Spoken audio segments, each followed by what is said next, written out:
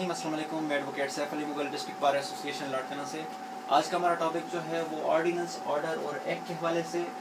इस टॉपिक के लिए, इस जो बेसिक हैं इनके लिए मुझे बहुत सी रिक्वेस्ट आई लोगों की कि भाई आप जो है इनमें एक बिगनिंग से कोई चीज़ें हमें समझाना शुरू करें, ताकि हमारी इन फ्यूचर अगर प्रैक्टिस में ये चीज़ें हमें पता नहीं होगी तो हमें मुश्किलात होगी हमारे प्रैक्टिस के दौरान, और अगर फाउंडेशन हमारी बिल्ड नहीं हुई होगी तो हम शायद इन चीज़ों को कभी अंडरस्टैंड नहीं कर पाएँ।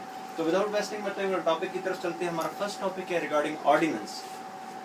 अभी जो ऑर्डिनेंस होती है वो प्रेसिडेंट जो होता है वो देता है, और ये ऑर्डिनेंस जब प्रेसिडेंट को जो पावर मिली होती है ये आर्टिकल 89 तहत मिली होती है।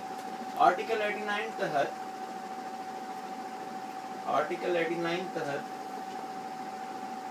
89 ऑफ कॉन्स्टिट्यूशन ऑफ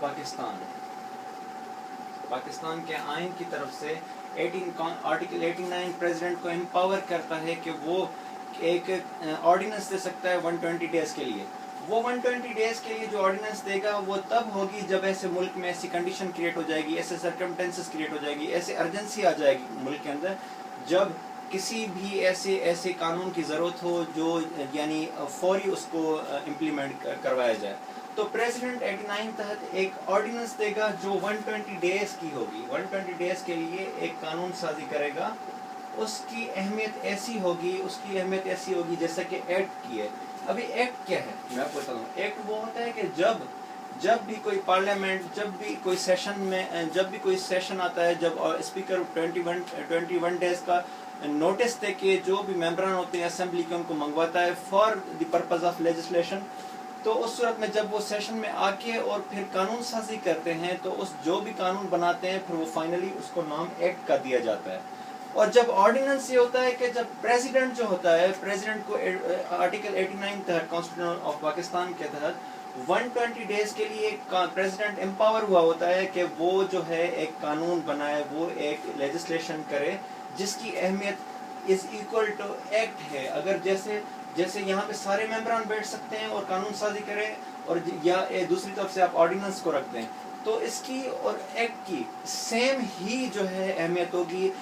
ये इन दोनों की इक्वल ही अहमियत होगी। और ये जो है एक्ट अगर सारा पूरा सेशन बैठता है यहाँ पे एक कानून साजी करता है, और साल में 3 मरतबा कानून साजी के लिए सेशन मंगवाया जाता है, और विथ 21 डेज का नोटिस देता है speaker all the members of the assembly के आप आए 20 डेज का एक नोटिस दे के, और उसके बाद जो है उन मेंबरान को मंगवाया जाता है और फिर कानून साजी की जाती है, और उस जो कानून बनाया जाता है उसको एक्ट कहते हैं।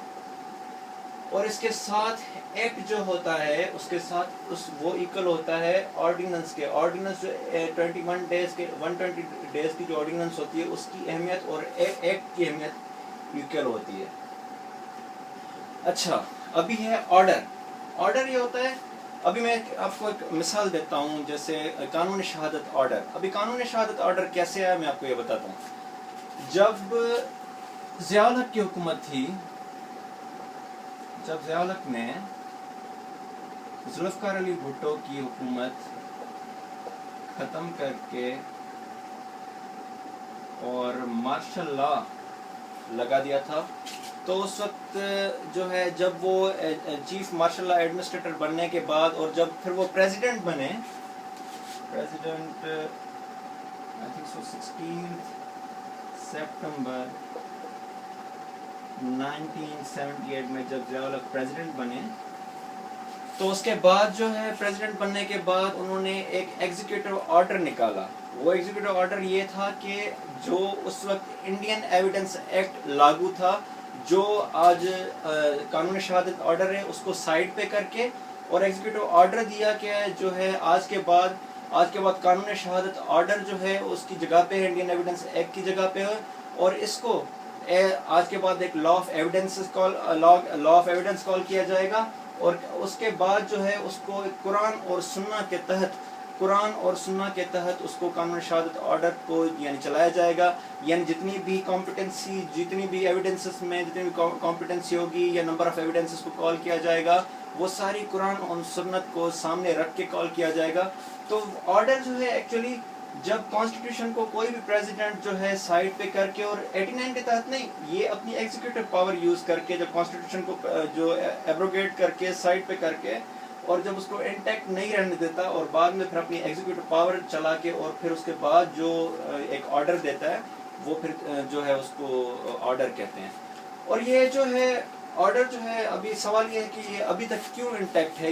یہ جو ضیاء الحق کی تو حکومت 1988 میں ختم ہو گئی تھی، تو ابھی تو 2022 چل رہا ہے، تو یہ چیز اب تک کیوں انٹیکٹ ہے. تو اس کی مین وجہ یہ ہے کہ اگر کوئی چیز آرڈر ہے، اس کو پھر کانسٹیٹیوشن آف پاکستان میں ایک پروویژن دی گئی ہے کہ اگر کوئی چیز اگر آرڈر دی گئی ہے یا ایسے رولس ہیں یا اس ریگولرائزیشن ہے، تو اس کو اگر کوئی بھی سیشن میں آ کے اگر ریگولرائز کی جاتی ہے کسی آرڈر کو، تو وہ ابھی تک وہ یعنی اس کے بعد پھر چلتی ہوئی آئے گی.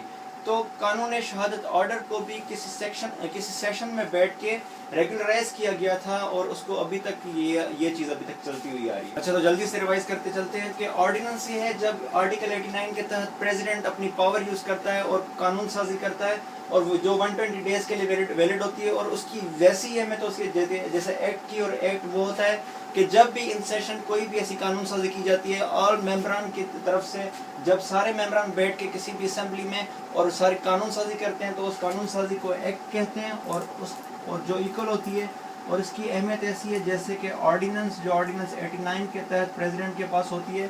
اور اس کے ساتھ جو آرڈر ہے، آرڈر یہ ہوتا ہے کہ جب بھی کوئی پریزیڈنٹ 89 کے تحت نہیں، کوئی کانسٹیٹیوشن کو ایبروگیٹ کرنے کے بعد جب بھی کوئی اپنی ایگزیکیوٹو آرڈر دے کے ایگزیکیوٹو آرڈر کوئی بھی یوز کرتا ہے، کوئی بھی ایگزیکیوٹو آرڈر ایشو کرنے کے بعد کوئی بھی ایسی کوئی قانون سازی کرتا ہے، تو اس کو آرڈر کہتے ہیں. جیسے یہاں پہ ضیاء الحق نے کی تھی، اور جو 5 جولائی 1977 میں کانسٹیٹیوشن کو ایبروگیٹ کر کے ذوالفقار علی بھٹو کی حکومت ختم کر کے، اس کے بعد 16 سپٹمبر 1978 میں پریزیڈنٹ بن کے، اور اس کے بعد جو کیو ایس او وجود میں آیا اور انڈین ایویڈنس ایکٹ کو ختم کر کے جو کیو ایس او وجود میں آیا، وہ آیا 1984 میں سپٹمبر. میں ڈیٹ کنفرم کر دیتا ہوں.